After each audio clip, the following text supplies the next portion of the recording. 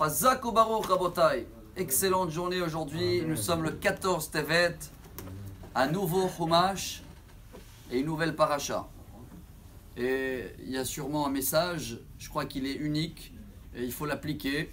Parce que dans la paracha, on rentre dans l'Égypte, on rentre dans l'esclavage, on rentre même dans une série de 5-6 semaines qui s'appelle en hébreu Shovavim. C'est les initiales de toutes les parachiotes qui arrivent. C'est là de cette semaine. Shmot, Vaera, Bo, Beshalach, Itro, Mishpatim. Tous ces 6-là, il y a des personnes que vous connaissez autour de vous qui jeûnent tous les lundis et les jeudis. Il y en a qui jeûnent, ils ne mangent pas. Il y en a qui font même le jeûne de la parole. Parce que selon la Kabbalah, c'est comme ces moments-là qu'on était en Égypte où on a formé, vous savez, dans le Midrash, dans la Gemara, on appelle l'esclavage d'Égypte et l'exil, Kur Haïtour. Quand tu veux faire une flèche ou un couteau, alors tu tailles l'affaire et après il faut la rentrer haut pour pouvoir la modifier dans le feu. Et après que tu la sors du feu, tu la mets dans l'eau, ça y est, elle a pris la forme.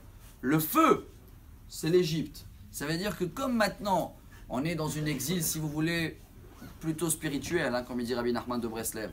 Alors il y en a qui tous les lundis et les jeudis, pour prendre une bonne direction pour toute la nouvelle année hébraïque, je parle bien sûr, donc ils vont jeûner, ils vont faire des efforts. Pourquoi? Et voilà le message du jour. Car dans la paracha de cette semaine, il y a un nouveau roi qui arrive en Égypte. Donc il arrive en exil. Asher lo yada et Yosef. Celui-là, il ne connaît pas les histoires de Yosef, les Juifs. Qu'est-ce qu'il décide tout de suite?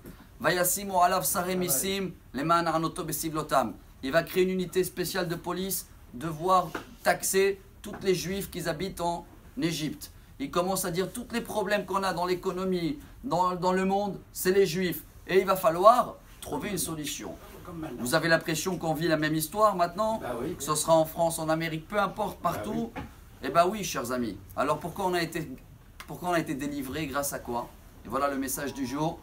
Et c'est la paracha de cette semaine. Je crois que ça tombe bien aujourd'hui avec la date pas hébraïque aujourd'hui. Pour quelle raison on a été sorti de tout ça? Et grâce à Dieu, on est là aujourd'hui. Il dit le Baal HaTurim, il y a à peu près 700 ans, que 3 choses, vous les connaissez par cœur. On a gardé notre nom hébraïque, on a gardé notre tenue et on a gardé notre langue. C'est vrai, aujourd'hui, on a regardé notre langue, non, on parle en français. Les habits, chacun il s'habille à la mode, on ne s'habille pas avec des habits d'il y a 200 ans. Mais le nom hébraïque, voilà la paracha, elle est quoi? Shemot. Oui, alors quand les autres ils vont fêter leur année, nous on va fêter ce qui nous sépare. C'est notre nom. Donc il faut être fier avec, le tenir, parce que en haut, quand on décide de nous donner santé, une bracha et tout, on décide de donner à toi, Benjamin, Yaakov, Moshe. Si tu t'appelles, je sais pas comment, Christian, machin, etc. C'est pas toi, c'est dommage de perdre ce qu'on mérite. Alors oui, il faut être fier de notre nom. Si certains de nous, ils n'ont pas en hébreu, faites-le, allez à la synagogue, vous prenez un nom en hébreu.